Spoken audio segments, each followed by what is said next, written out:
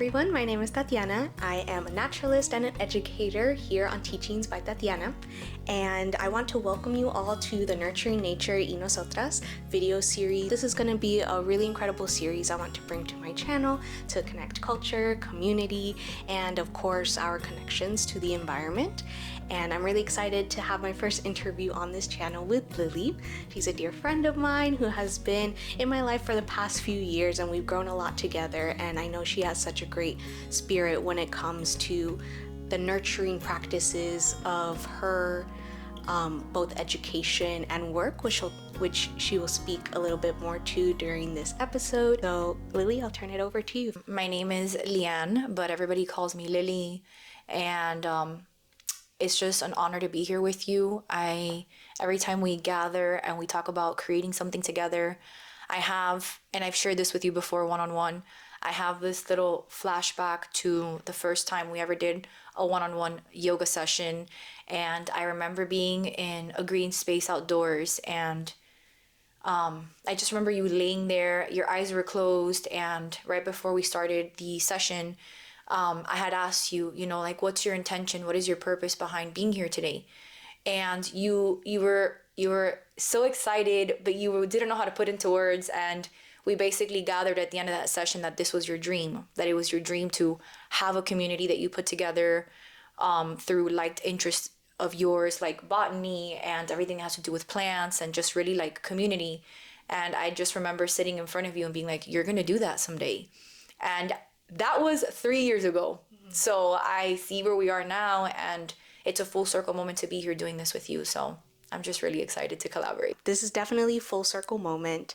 And said green space, I don't know if you want to mention where it was, but it was at Aguacate, which was a really special place here in our area of Miami.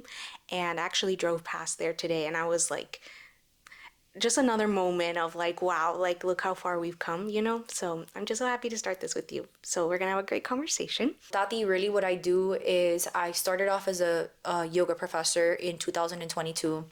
And really the reason that I joined the certification, the program of YTT, was because I was going through a transitional period in my life where I had realized that my intention for months at a time, maybe even longer, I want to say a few years, was finding a feeling of belonging. Mm-hmm. And I started to reflect a little bit on my life choices and my patterns. And I realized that really just reflecting back on where I was then, the choices I was making were not going to give me the life that I wanted. So I blindly reached out to my boxing coach at the time, who worked at a yoga studio. And I was like, hey, I see that the studio's offering a program. It's a few months long. I'm interested. What can we do about it? And he was like, well, you can have a spot on the list. Come on to the team. I know you personally. It's, I'll get you in. You can meet the people here and you can start the program.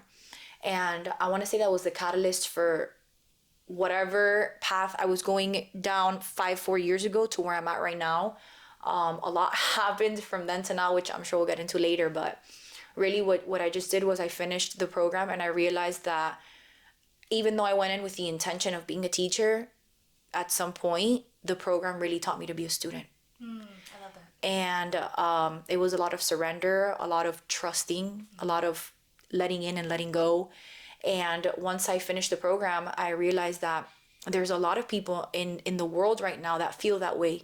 They're longing for belonging. Yes. And I really just wanted to cultivate spaces where people could drop into themselves and move through that space with like-minded individuals, people who were also seeking connection, community. And then long story short, we traveled from that, and this is where we are now. It kind of just started off a little bit in the beginning where I was teaching park yoga. That was my first initial thing. And then fast forward to 3 years later, we've done all kinds of things, from ceremonies to events to classes to workshops. And so I'm just really excited to be back now and rebranding. So the Good Creatorr came to me. And I say came to me because I've learned with creation that you don't force the process. Mm-hmm. I took a year hiatus from really everything. I disappeared from social media. I stopped creating, and I'm not talking about creating for the public or creating for a community. I stopped creating for myself. It was a very deep winter in my life. And there was a lot of rest, and there was a lot of shedding and a lot of releasing that happened in the process. That was a big portion of the process where I was in a deep winter. And I'll be very transparent with you and, whoever's watching our channel, your channel right now.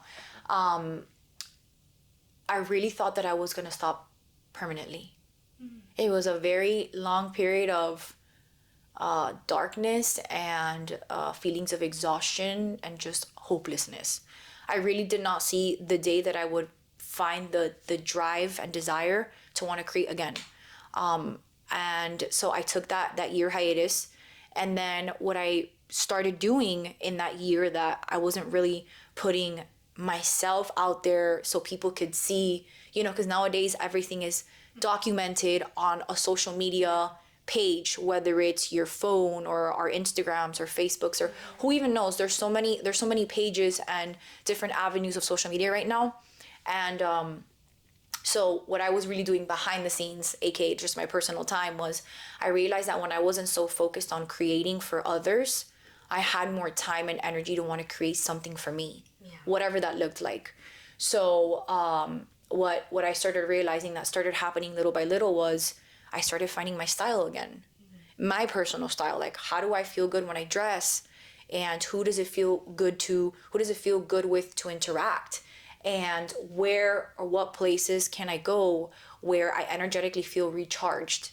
And when I started honing in on those things that were vital to the process of my humanness, let's put the business aside, I started noticing and reflecting, okay, this leads me to feel this way, and this other thing makes me feel that way. And I just started picking up on all the things that I had been doing that I didn't want to do anymore. So how do you create from a place where you don't want to create? Right. You don't.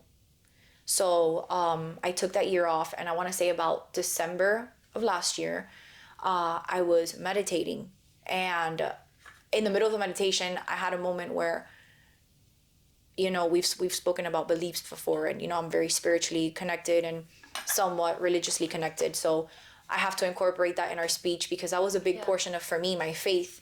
And I remember I was meditating, and our crown chakra, I felt like my crown was open, and I could see with my eyes closed, if that makes any sense, that I just felt this, to put it in the most understandable way, I felt this like strong surge of download of just energy that went through me.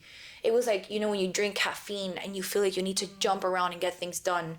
And so before I jumped around, I just opened my eyes, and I remember that I grabbed a pen and paper, and I was like, this is what I'm seeing, this is what I'm feeling, and this is what I taste. I started tapping into my senses in my journal. And I originally was going to go with a different name for the community, something a little bit more personal.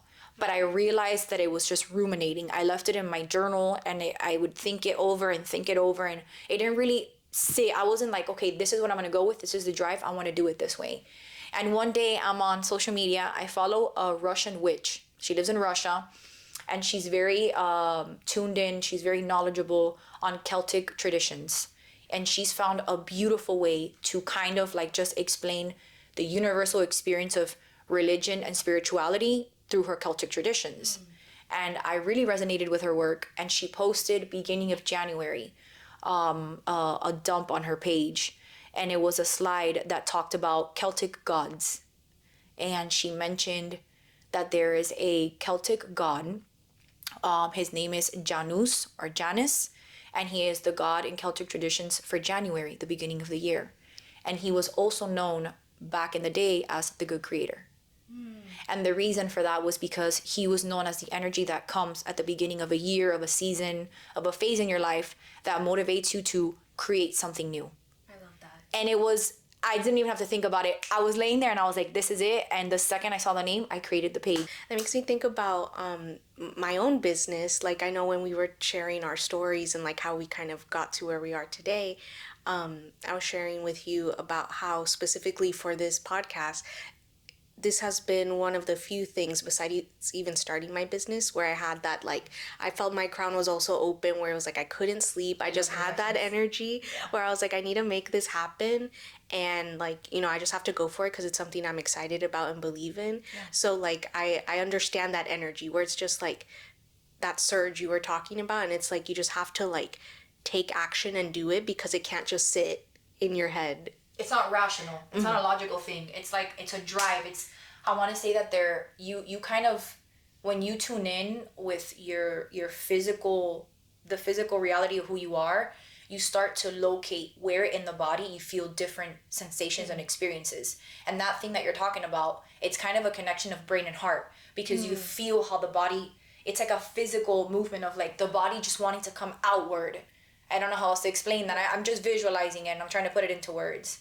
And I get what you mean, that idea, that drive you had for wanting to create this wasn't logical. It was a like a surge, I think of like a thermometer when it's in really hot water and then it just spikes. It's that kind of feeling inside of you. Yes. So we're going to kind of pivot from that though, but we can always come back to it and see how it comes up in the conversation. But something else I wanted to highlight in this episode is just talking about culture and heritage, because I feel like that's very prominent for you. I feel like that is also something that resonates a lot with me, especially being here in South Florida. Like just this past weekend, I went grocery shopping at the Japanese market and I was buying all these like goodies that I love. Like I love the gyoza, the onigiri, like all of these things that are not of my culture, of my heritage, but I have grown to love, and I feel so happy to have like that accessibility. So I think this is such a cool place of the world to be in, because we have, I feel like melting pot is so cliche, but it's really true. Like there is just such diversity in all of the cultures that people bring into this environment, but also quick tangent, nature wise, like where we're located here in Miami, like in the middle, like right before the tropical areas of the world, and then before like the more temperate northern areas, like we're in kind of like, I think of like a Venn diagram, and we're in the middle where a lot of plants and animals can grow that you can see in like both extremes. Okay. So thank you for sharing that with me. Yeah, I just think that's so cool because I see the variety of living things everywhere, not just like in the plants and animals that we see here and connect to, but also in like, you know, all the people that bring their backgrounds with them. So I wanted you to speak a little bit to your background and just how that comes through you, through your work, just kind of like how you see the world and what that means to you. Okay. I'm going to tie in the question that you asked me now about culture. I'm going to tie it in with education. Because we brought it briefly and then we kind of we went over it. So the education and the cultural the culture and the education ties in for me in many different ways. So I was brought up low income family. My parents are immigrants, Cuban, and that's my parents. But in my family, if we're going back, grandparents, great grandparents, there's many different heritages and cultural beliefs. My mother's side of the family is Jewish, although they're not. Most of the family doesn't practice. The other half does practice, but that has a lot to do with accessibility and resources, and that's a whole other thing. My grandparents, mother and father side, are both Cuban. And then in my dad's side of the family, we have some, my great grandfather was Chinese, and we have some Afro-Cuban family members. So really, my family is, I have another word for melting pot. I call it a soup, because we're all just kind of like tangled like vegetables and noodles.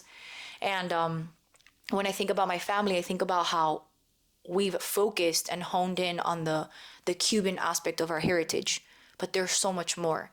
And so my parents migrated here in the 90s, and I was born and raised in what people would consider the ghetto, low income neighborhoods, predominantly Black and Mexican background. So most of my childhood was very mixed. I just remember being, physically presenting I'm white, but my heritage and my culture is so mixed, it's so intertwined. And I remember growing up and really struggling with that. And I'll be very transparent with you. I want to say that I struggled with it up until maybe 2 years ago. And it really started to show up when I was showing up for my practice. As a teacher, it felt very hard, very difficult to feel like there was a space that I fit in. Eventually growing up, putting culture and heritage aside, I started to develop my own belief systems. At the age of 17, after my grandma's passing, I connected heavily with Hinduism and everything that has to do with the culture in India. And I have heavily studied it philosophically, history-wise, their belief systems. And I'm not just talking about the physical, the asana practice of yoga, but yoga is so much more than just a workout, which is what we consider it here in the West. But the yogic life it's a movement where you kind of apply and integrate all aspects of your being. And I realized that that's where I was struggling in my practice. And so hence I would struggle in my teachings. And then I started, I want to say like in my early 20s, once I had studied and really looked into everything that was the yogic practices, I started tapping into the religion that my father practices, which is Yoruba. And it's very, very Afro-Cuban. It ties in a lot of the cultural beliefs and practices in Africa. And then, it migrated to Cuba. And then my grandfather, that was their belief. And I never really resonated with it until I want to say the age of 22. And I just started to realize that no matter what your religious or cultural or spiritual belief, there's so much interconnectedness in all the cultures. Yeah. And that really started to hit me when I became a teacher. Mm-hmm. And so when I would show up in teaching spaces, it felt physically and emotionally uncomfortable to confine to one space. Yeah. How do I reference this one lesson in class and then leave out everything else? I tried to do that. It didn't work for me. I have finally come to honor that I am not a condensed individual. I expand and I'm curious, and I've learned to find the confidence and the curiosity and the playfulness that comes with just really tying in so many different beliefs, so many different cultures. And I'll be honest with you, Tati, the drive right now for this community really just came from that hiatus that I took a year ago. It was that year-long period that unintentionally and not really like realizing that that's what I was doing, I was able to integrate all the parts of me that just, they came together like this one weird, I think of like a ceramic figure that you kind of start to like create with your hands, and you think it's one thing, and when you're done with it, it looks completely different, but it's a physical representation of what you felt and what you experienced. So right now, culturally, that's where the drive comes for this community. Just really, if there were more public spaces where diverse individuals could come together without the division and the separation, and you're this label and I'm that label. Maybe if there was a little bit more inclusiveness and spaces that actually practice including individuals from all parts of the world, all kinds of beliefs, then I do think the world would be a way better place. Absolutely. And that all ties in with education as well. I got my certification at Ahana Yoga, which is it was a home for me. It was a family. It was a beautiful experience. Their location is located in Miami Design District. That was kind of like, that was really what honed in all these like loose ends that I had when it came to where does yoga come from? What's the history? How can I best honor it? Because it's not my practice. It's ours. And Ahana was really the place that tied in all the loose ends. And then everything else that comes to education, I would say when it comes to ceremonias, which you've been to my ceremonias before. Love them. Thank you so much. When it comes to ceremonias, the education has been more, am I culturally diverse myself? And am I experiencing these things? Are other people experiencing it too? And how can we use this as an act of creation? Mm-hmm. So when it comes to the education and the knowledge behind ceremonias and my community events, it's really just all energetic work. What are we going through collectively? Mm-hmm. What do we need more of? What do we need less of?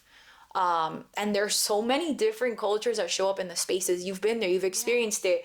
So many different cultural backgrounds and belief systems. And somehow it always just harmoniously like aligns.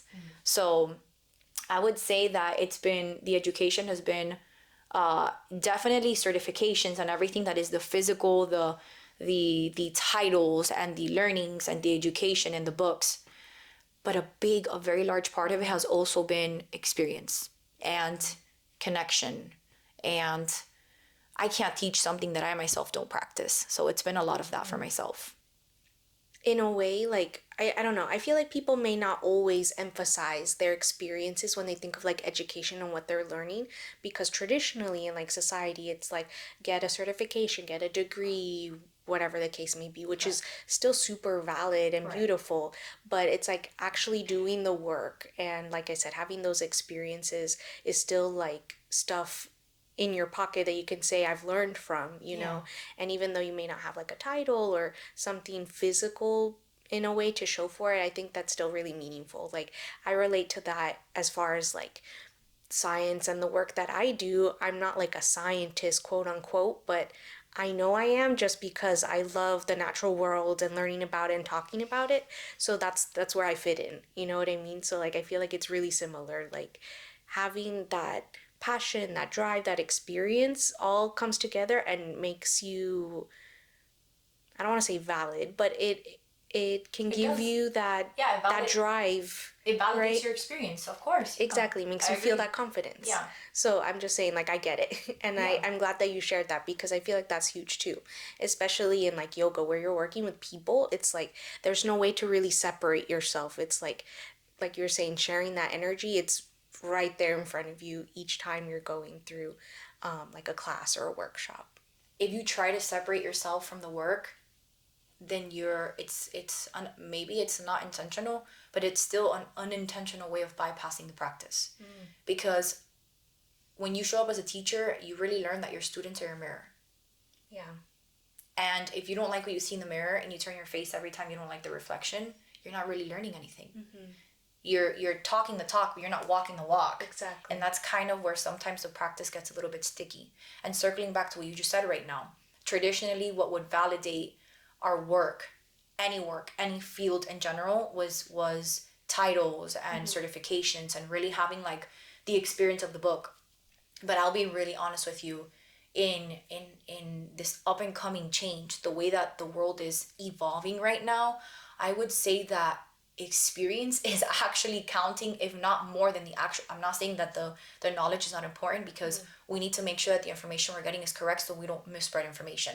But I'm saying that we've moved from the emphasis and the sole focus of certification and title, traditional practice of things, and we've kind of like migrated to the opposite side of the spectrum now, where we're validating that sometimes experience is enough. Like you just said right now, you said, I wouldn't call myself a scientist, but I am. I would call you a scientist. And I would call you a scientist because your years of experience working in the field, your years of experience with community, your knowledge, which is broad. There, you know so much, and I know because I've been to your classes, and I know you personally, and I've seen how you've evolved in your craft. So I would definitely call you a scientist, because in your situation right now, you don't have like the degree on the wall that says you're a scientist, but you have everything else that's just as valid. Yeah. And so whenever I think about creating and the act of creation, that's what I think of. I think about how many times we talk ourselves out of an idea before we've even had the chance to do it. To try. Because what do we say? I want to paint, but I'm not an artist. I wanna do pottery, but I'm not a specialist with clay. I wanna talk about plants and do workshops, but I'm not a scientist. It's what we do with that is we talk ourselves out of this. Think of it as an innate curiosity, like a child. When a kid told you that they wanted to be an astronaut, you know, you don't tell a kid, but you're not an astronaut right now. You let the kid go with the idea. And we have so much to learn from children because of that. Their curiosity leads them. So you don't have to have a sign that says art school to be an artist. Sometimes an artist is somebody who creates art with boxes under a bridge. And you can and you never know, if you go open and curious enough, you might learn as much there as you would in an actual art class. I think it's all about openness and curiosity and just allowing yourself. Yes. Yeah. Giving yourself that permission. Yes. Yeah. I love that. Yes, that's the one. Yes. I literally used that phrase in my introduction video on the channel where I was like, I'm giving myself the permission to just like do this. Yes. And I think a lot of people, once they kind of tap into that, then they're just off in whatever they're passionate about or whatever they're working on, and then it just takes off. I want to jump ahead a little bit because we dove in so beautifully in like a lot of the philosophy and like mindset of your work, which I think is super powerful. But I know it can be hard sometimes, and I can imagine even more so as a yoga teacher. Like, I remember you were telling me in a previous conversation, sometimes you have people who are just kind of like not in the right mindset or like, open to the practice. So, I can imagine that can be challenging trying to hold space for them too, and yourself in such a vulnerable place, really, in doing yoga. Yeah. And I think not only that, like being the yoga teacher, but also trying to be like your own boss in a way, like running your account and connecting with people and trying to book dates and collaborate. Like, I say that because it's me too. Like, I'm wearing all these hats. So how... By the way, I love that post you made. The different hats you wear. That post was a beautiful reflection of everything you encompass when you really learn to integrate all the parts of your being. Yes. I thought that was a beautiful post. Thank you. I think a lot of people can do it, but it takes like a lot of patience to do it well. So that's why I feel like this question I want to ask you is really important, because again, going to your practice, like holding space as a yoga teacher, but also as like a business owner is really challenging because you gotta like do so much, and usually as a party of one or two, if Claudia's there, right? Like it's a lot to balance. I know, I'm obsessed with her. Like, my mom is like my assistant in a lot of my things. But we can't always do it alone. Right. But besides the help that you get in all of your work, what would you say is a practice you try to do for self-care? Because I think in particular, again, being a yoga teacher, you kind of need maybe a little extra of that potentially to be able to give so much of yourself. Right. And also just as a person trying to say, I'm the good creator, I can offer all of this to you. How do you then kind of pour that back into yourself?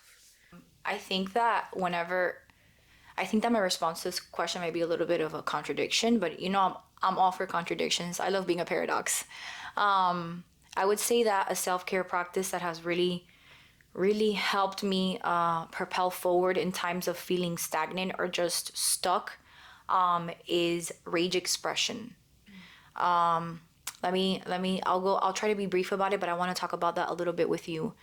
I find often in many spaces through my personal experience, most of the things I say really come from my personal lived experiences, but my lived experiences are not mine, they're ours, because I live in a community. I share the space and the world with people all the time. So if I'm experiencing it, I'm not going through it alone. I know there are other people that are going through something similar, even if society tries to convince us otherwise. So I find often that anger is such a taboo emotion, and there is so much pressure on the emotion of anger. And so what I've learned is, because this emotion is often taboo, it's one of the emotions that we express the least, or we feel, or one of the emotions that we feel the least safe to express.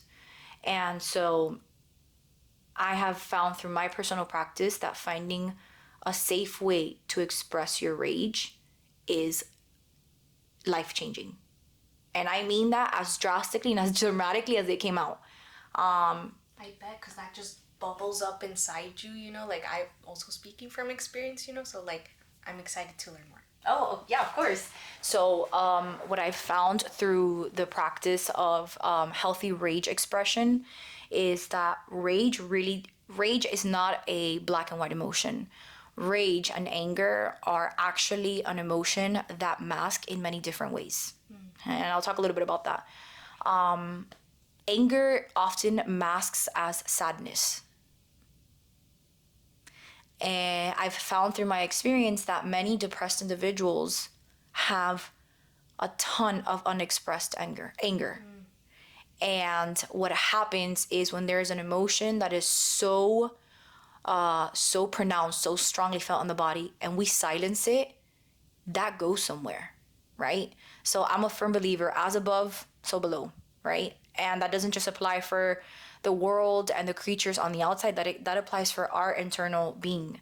And so think about it this way. If you are constantly angry about something and you constantly feel that you are not safe to express that anger, where does that anger go?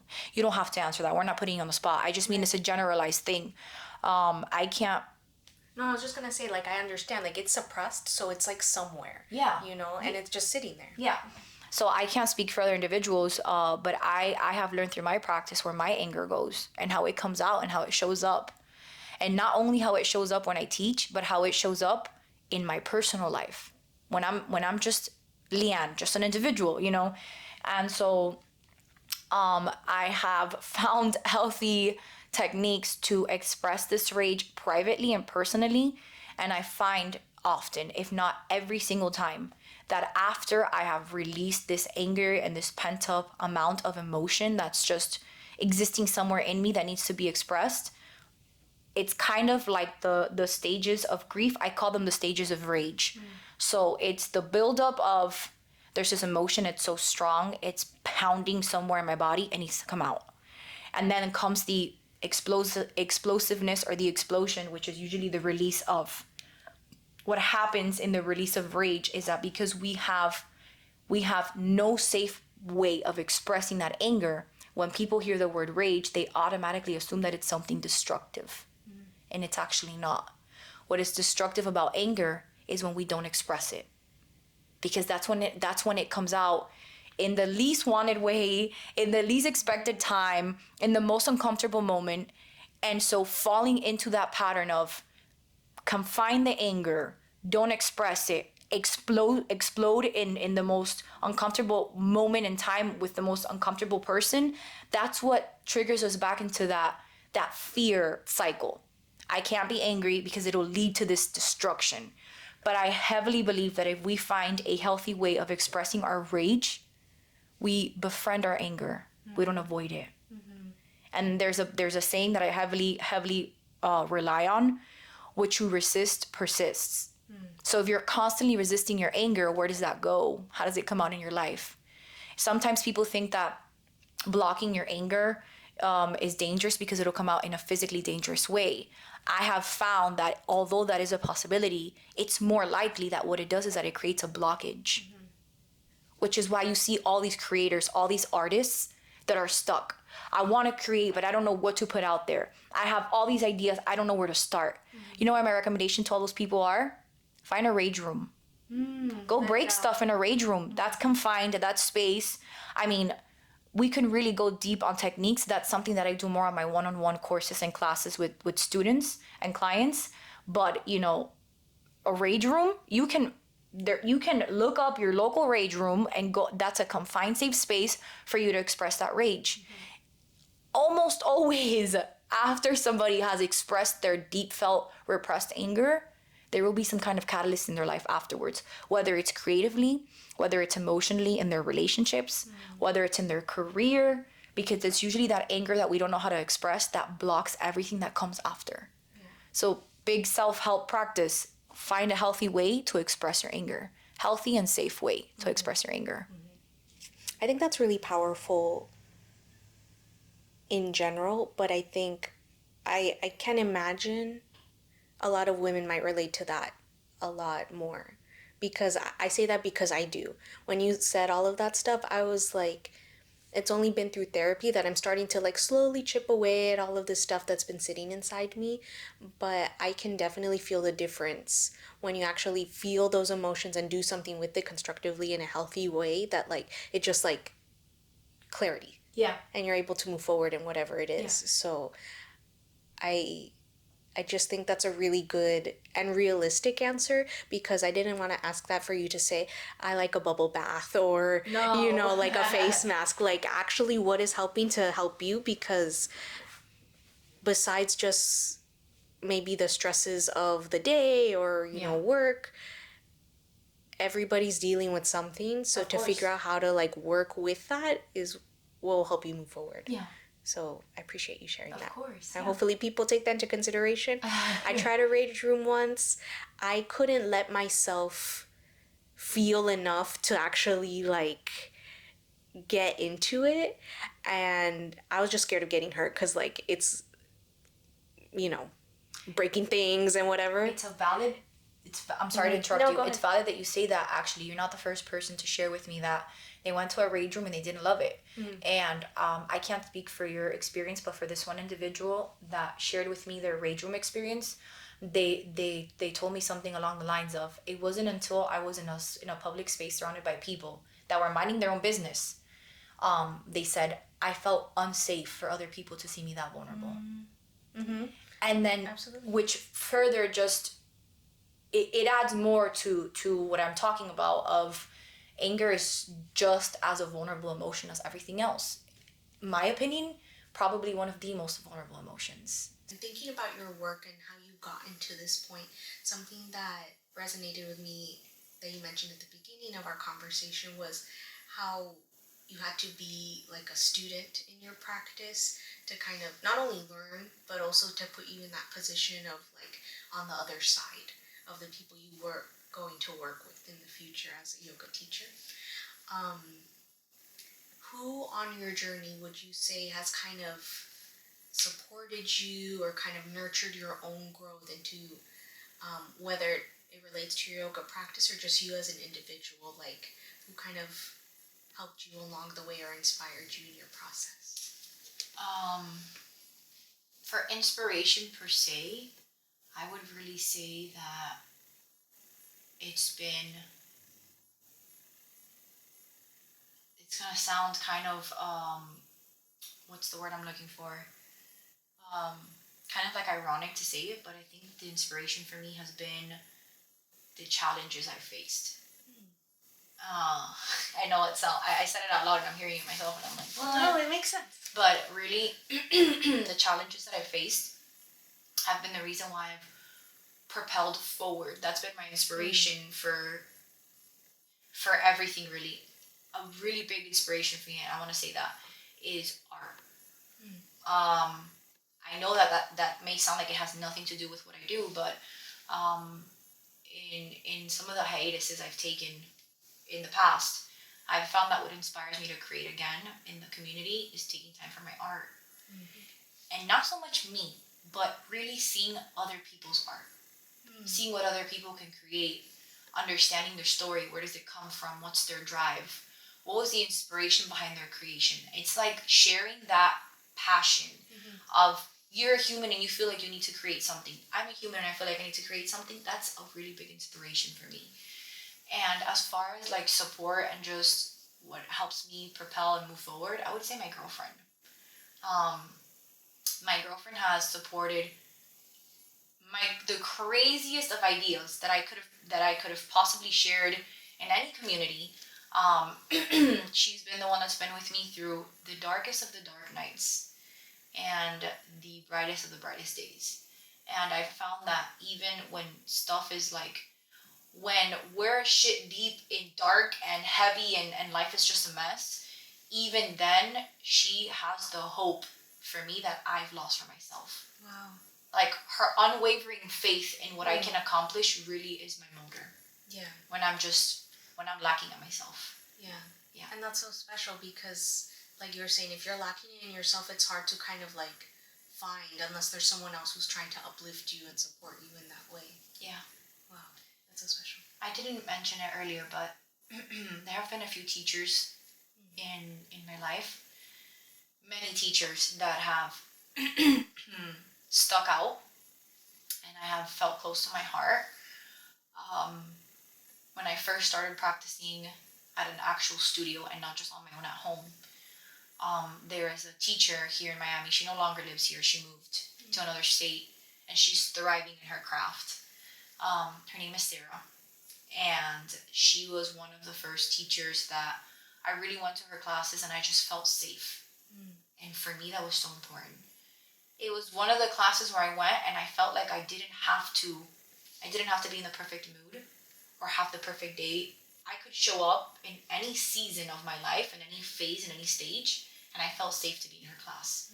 And that really stuck out for me. Yeah. And, besides the energetic safety she emanated, her classes were beautiful, a really great balance of, like really opening physically and emotionally up.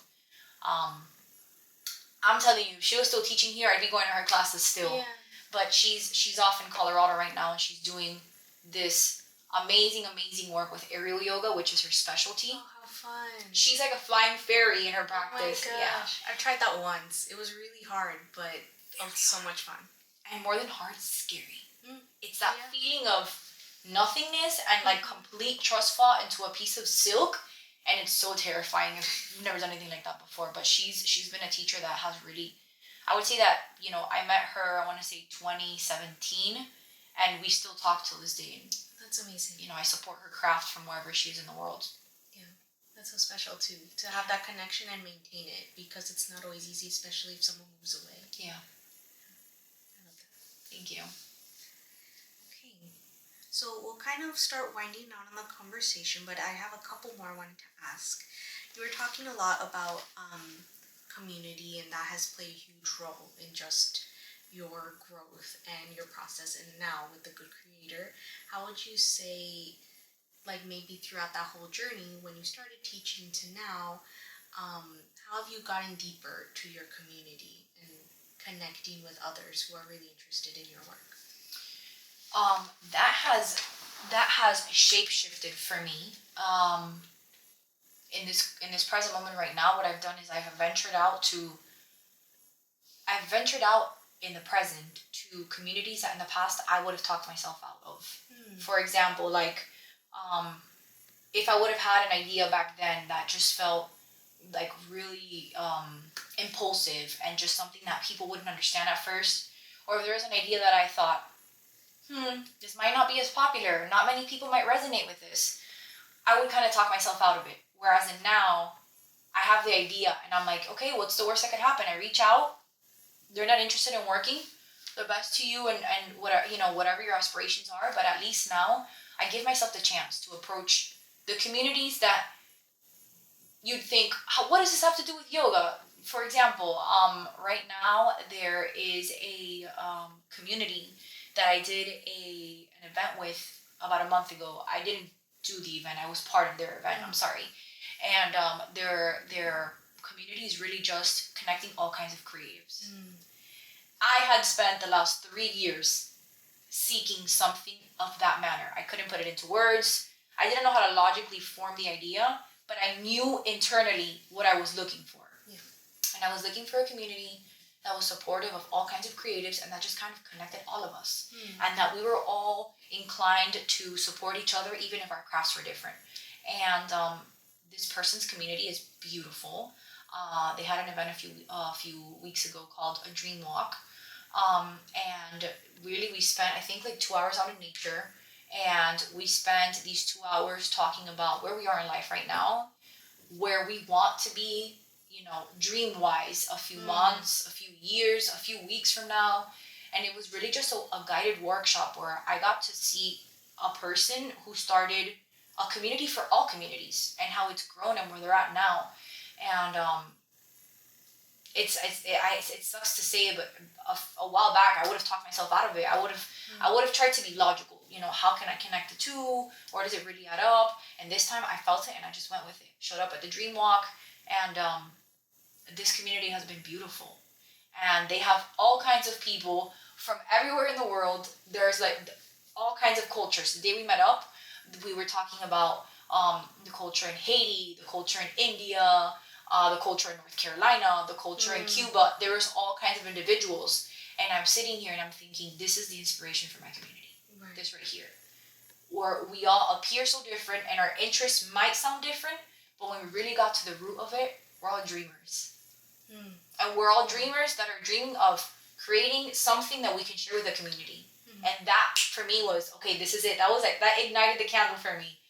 And And as you know now, I'm teaching every Sunday at the farmers market, at the Palmetto Bay Farmers Market.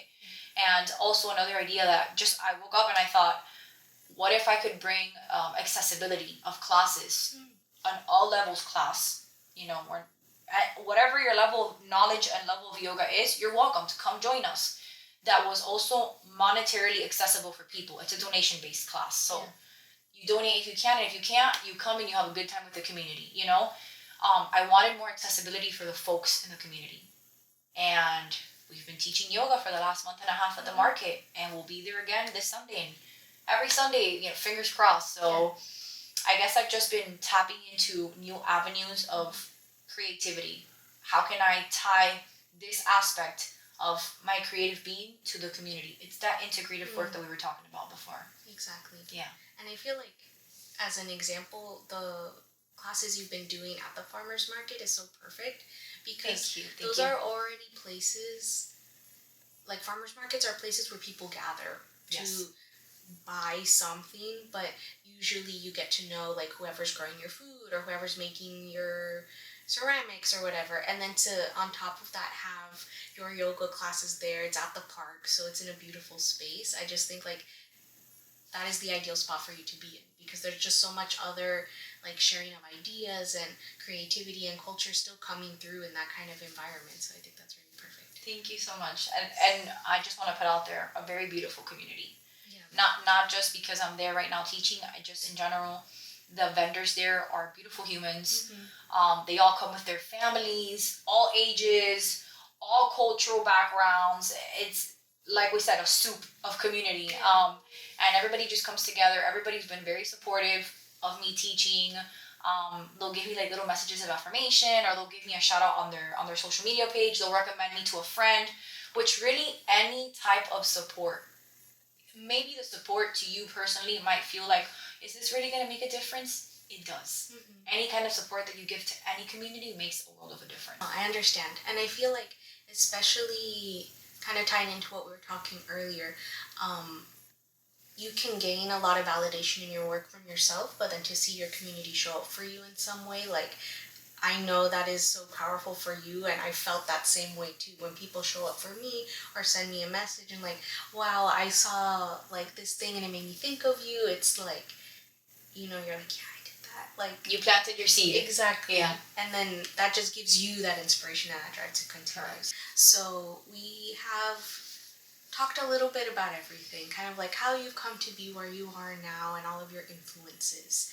And right now, you're finding, at least for the Palmetto Bay Farmers Market, that's a really good spot for you to be in right now.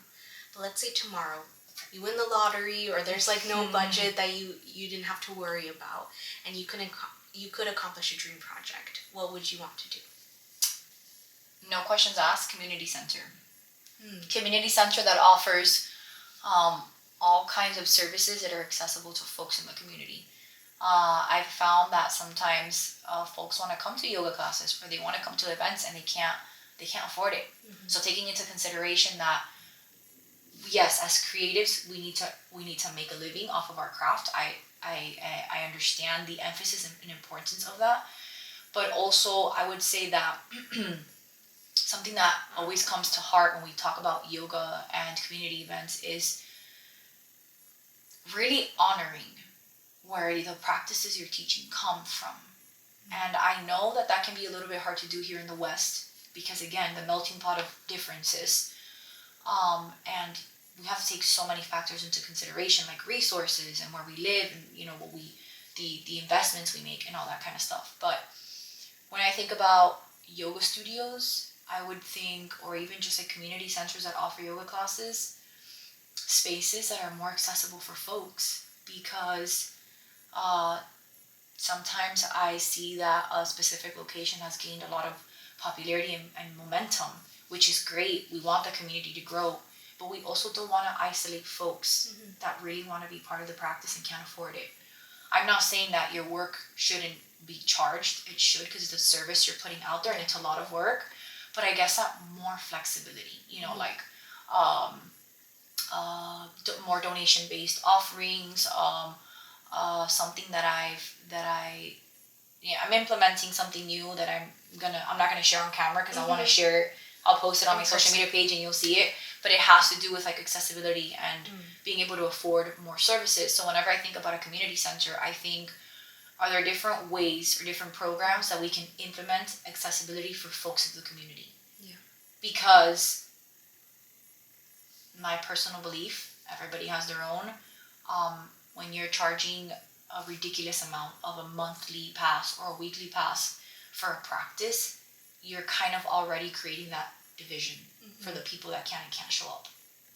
So I'm coming around now trying to take that into consideration when I think about how can I advertise or claim or share or put out there that I really want this to be an all-inclusive space, but I'm going to create these prices that are just unreasonable, right. You know?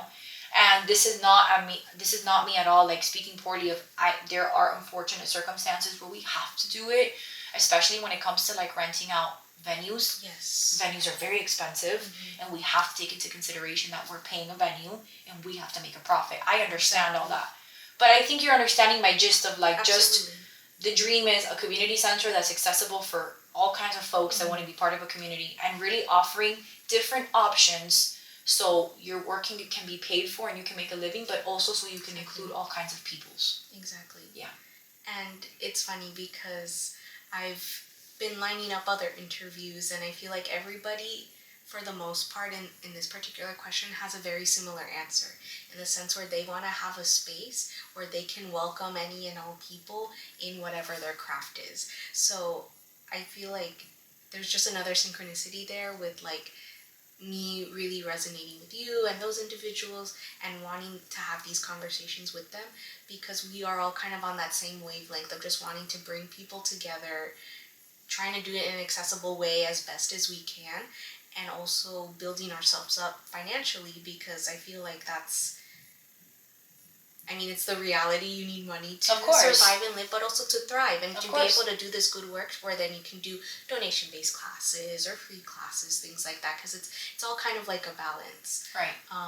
So I just think it's funny that you all have similar dreams and visions, and I'm just saying this out loud, we'll see what happens, but it's like, if we're all kind of thinking the same thing, why not all just put our minds and talents together and maybe make it a joint effort? I'm not saying that has to be the case, but I know for me and my best friend, she's an artist, like a textile fiber artist, and we were joking last summer, like, let's open our own studio. She does art classes, I do nature classes, but we have that physical joint space together, which we can share and both use for, our visions that we have. And so with you and other people mentioning the same thing, I'm like, that could be a community center, but really with community at the center of it. Right. And providing so many different opportunities would be really cool. Not saying that has to happen, but right. I just like, it's just so clear. That's what we want as creators, but also as community members. We just need that kind of space that will work for us in so many different ways. Yeah. It's so cool. And it all aligns. You're talking about how you're seeing that this is it's a pattern. You've talked to a few other creatives yourself, and they're giving you the same feedback. So maybe it's something that universally we really need right now. Mm-hmm. Yeah, definitely, especially these days. Things are so tricky. But then we'll end on a lighter note. If there's somebody watching, or maybe somebody on their first steps of learning how to become a yoga teacher, really kind of get into that practice and do it for themselves, would you want to give them any advice if they were like a beginner and learning from you? Yes, thank you so much for bringing the spotlight to that. If there was anything that I would advise, I'm going to be very honest with you. I've refrained from giving people advice, and I'll tell you why. Everybody's path and journey is different. Mm-hmm. And when we give unsolicited advice, we unintentionally alter that experience for a person. But because this is something that, you're open to and you're asking me here, and I feel safe to share this information with you, I'm gonna tell you what my advice to any beginner at anything is: trust your craft. If I could emphasize that if I could write it on my forehead as we're talking about it right now, if I could geek out about something, it would be to trust your craft. And I'm going to tell you what I mean about that. Sometimes what feels like a death is a rebirth. So sometimes we're in a bottomless pit of just stagnant energy and confusion, and we're so afraid that what we have to offer is not enough. And then we start doing this thing where we like pick apart the idea. Right, overanalyze, overthink. We want to overplan. We want to overknow. We want to overeducate. And what happens with that is we go from a functioning space of learning to burnout. And it's kind of like I call it a learning paralysis, where you take in so much information, you freeze. And then we get stuck in the part of, okay, I took in this information. How do I put it back out there? How do I transmute it to a community or a society in a way where it's what's the word? It's feasible for people, right? So what I would say is trust your craft, and that takes time. You don't, if you have an idea, write it down. Sit with the idea. If you're about to launch the idea and put it out there, there's going to be many little voices inside of your heart that are going to, try to convince you that maybe you could do something to make it better, or to make it more perfect, or to tweak it. That if we stay stuck in that constant trying to find a perfection for our creativity and our craft, we won't ever get to the actual part where we put it out there. Because we're picking it apart before we've had the chance to share it with others. And that's our inner critic. It's very valid and it's very common. But if you have an idea, share it. Share it. And once you've shared it and it's already out there, and you're gaining the experience of putting your craft out there, then with the feedback and the experience and the community that starts to support you, then you can start to hone in on your craft and adjust. But if you have some... Okay. I wanted to mention something about what you had shared. Basically everything you said about like trusting yourself, I felt like you were looking at the last 2 years for me and describing my process, because that's exactly what I went through. Was like, I had an idea, I wrote it down, and then I started talking about it to people, and then it became a reality. But it was because of that like intuition I feel like I really had, where I was like, I know this is something I have to do and it's something I'm passionate about, is what got me here today. So that just resonated with me personally, because that was my lived experience, was just having so much belief in myself and wanting to do this really just for myself first. It became something else. That you just said right there, wanting to create for yourself first. That is so, I'm sorry, I'm taking a moment, because that is so important. So much of the time that we use to create other things, we break our heads thinking about how other people will interpret it, if they will understand it, and if it will be acceptable. Nobody's immune to that. I know we like to believe that there's a barrier between I'm going to do what I want and I'm not affected. We're all interconnected. So the outer forces affect us, even if we're not conscious of it. But I think that so much time for creators goes into that. Who's going to understand it? Who's going to support it? And is it going to be acceptable within the eyes of whoever, whatever your community is? And I think that when we do that, we step so far, we put so much space, so much distance between, I wanted to create this to begin with because it was a passion for me. It was a need, it was a drive, it was a desire, it was something that wouldn't let me sleep, something that I thought about all day. I don't know about you, but when I have a really strong urge to create, it consumes me. And I think that that's one of the scariest parts of being a creator of any kind. When you hear that something consumes you, we've given such a negative stigma to that. We become afraid, oh, this should not consume me. If there's something that you are passionate about sharing with the world, the consumption is part of the process. You become one with it, with the project. So I think that something so important is when you are creating, first create for yourself. See how that feels. Sit with that. And then from there, you can start to process what it'll feel like to create for others. But if you solely focus on the external noise and the exterior, it gets lost. It gets chaotic inside. And then the concept of the idea becomes washed down. It becomes filtered. And then it's not the same vision that you originally have when you have this idea of this is what I want it to look like, this is what I want to put out there. So I would definitely tie that in with what we said before, like create for yourself first. I love that you brought that up. Yeah. Well, I mean, it was just so true, and I really hope that message gets to whoever needs to hear it, because, I mean, I don't feel like it wasn't until I just had that big drive that I was like, I want to start my business, is where I started to hear those messages from other people of like, trust yourself, like trust the process. But I think it's my hope that somebody will watch this episode and be like, oh, they said I can do it. So I'm going to trust myself and do it for myself. Oh, yeah. So we'll see what comes out of this, but I'm really excited. And we were talking about, off camera, exciting things coming for your business in the future. So if you just want to share with everyone where they can find you, and if you want to kind of promote something you have coming up, or just share like any last thoughts before we finish. So as far as promoting, Palmetto Bay Farmers Market every Sunday, 11 a.m. You'll find me there in the green space in between the vendors for our all levels yoga class. Donation based. So we're making it accessible for folks of the community. Yes. As far as announcements, I think I'll keep the rest to myself for right now.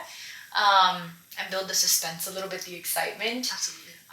But that's it for right now. And if there's if there's a message of just love that I could pass on to the folks because folks will watch your video. Yeah.